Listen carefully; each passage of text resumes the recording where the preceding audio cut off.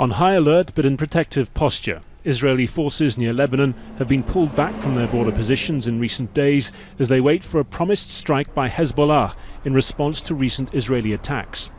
And now Israel is upping the pressure on both Lebanon and Hezbollah. It's released what it says are details of an Iranian-led program to convert Hezbollah missiles into precision-guided weapons using components brought in by land, sea and air. It's warning Lebanon's government to take action or be held responsible. We're determined to thwart this dangerous program. The aim of the publication today is to clarify that we will not stand aside and allow our enemies to arm themselves with fatal weaponry. I told them this week, be careful, and I repeat today in Arabic, Dir balak. Hezbollah's leader, Hassan Nasrallah, has denied precision missiles are being manufactured inside Lebanon. He says Israel has in recent days breached the rules of engagement in place since the last war between Israel and Lebanon in 2006.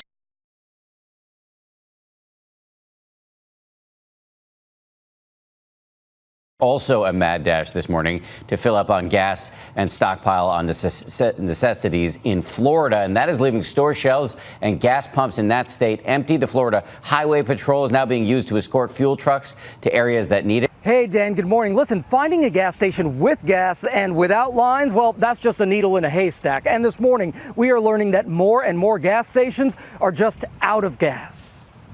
Frustration rising among Florida residents as they prepare for Hurricane Dorian. In some places, lines of cars stretching down entire roads. No more! This gas station owner waving off drivers, telling them the day's 7,000 gallons are gone. Governor DeSantis acknowledging the shortage. Fuel is an issue. There's gas stations that have run out of fuel. As of this morning, at least 6 counties in Dorian's path saying their pumps have nearly run dry, with more than half of their supply already gone.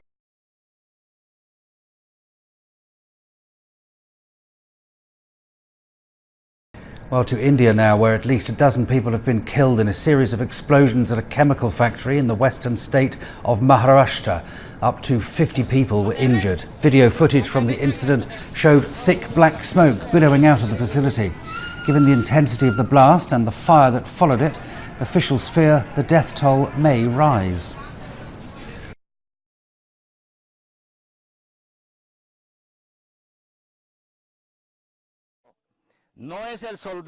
Nine members of the former FARC rebel group have been killed in a bombing raid, Colombia's government says.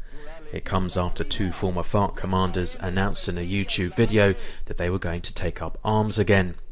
In a tweet, the defense minister described them as criminals and warned them to surrender or they'll be defeated.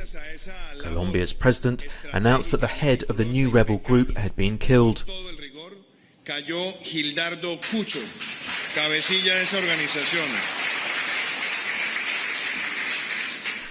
This criminal was dedicated to drug trafficking, kidnapping, intimidating community leaders, and he'd wanted to be part of yesterday's structure that presented itself to the country as new guerrillas.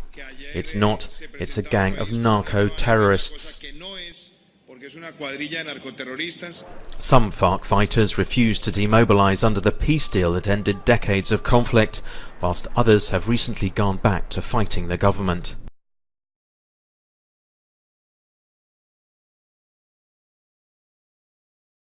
President Trump forced to respond to concerns that he tweeted to the world a classified satellite image. The image, a high-resolution picture of a failed rocket launch at Iran taken by what appears to have been an intelligence community satellite. The president was asked about the image and where it was obtained late today. Here was his response. I just wish Iran well. They had a big problem, and we had a photo, and I released it, which I have the absolute right to do, and we'll see what happens. You'll have to figure that one out yourself, but we'll see what happens. They had a big mishap. It's unfortunate, and so Iran, as you probably know, they were going to set off a big missile, and it didn't work out too well. Had nothing to do with us.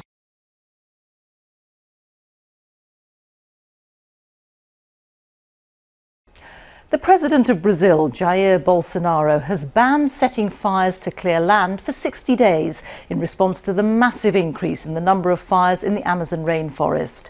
Mr. Bolsonaro has faced intense criticism at home and abroad for failing to protect the rainforest. The Amazon, which helps to slow down the pace of global warming, has seen more than 80,000 fires break out so far this year. Right now, there are close to 2,000 burning in the region. As the fires continue to burn, the smoke continues to rise from the forest. In Novo Progresso, there is a heavy haze all around. It is smothering the city and it's choking its children.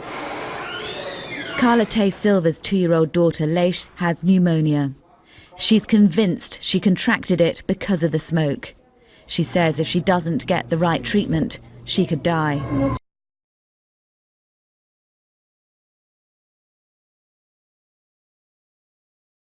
This is the first ever lobby session by journalists from school newspapers, so thank you very much for being here. And I've got an announcement to make, which is that we are putting a lot more money into schools, you'll be pleased to know. And the announcement is it is £14 billion over 3 years, and that's both for primary schools and secondary schools.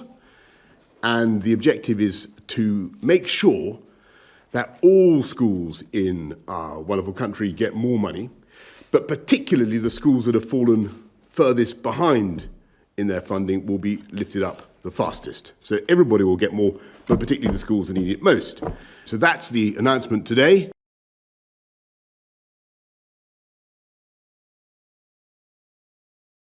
In Sudan, a judge has formally charged deposed President Omar al-Bashir with corruption and the illegal use of foreign funds. Bashir told the court he received $25 million from Saudi Crown Prince Mohammed bin Salman, but he had not used the money for private purposes. Sudan has embarked on a transition to civilian rule following a power-sharing deal agreed between protest leaders and the generals who ousted Bashir. Well, let's look at how Bashir got to this point. Demonstrations began in December against the rising cost of living before turning into a wider movement calling for an end to 30 years of Bashir's rule. He's been under house arrest since April. The military junta said Bashir was being investigated for money laundering after more than $130 million was found at his home. Now he's been formally charged with corruption and the possession of illicit foreign currency. If found guilty, he could spend up to 10 years in prison.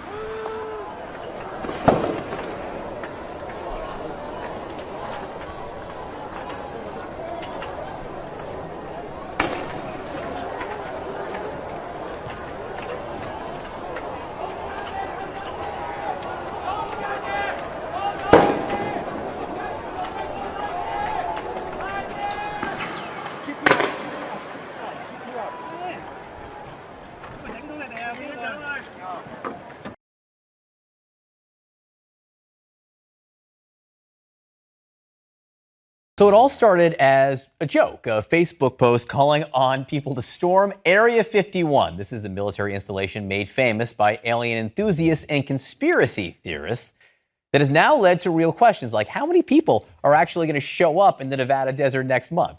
Well, they are expecting too many people, frankly. This county and the next county have already declared states of emergency. The sheriff told me last night they're going to bring in officers from all over the state to try and help out.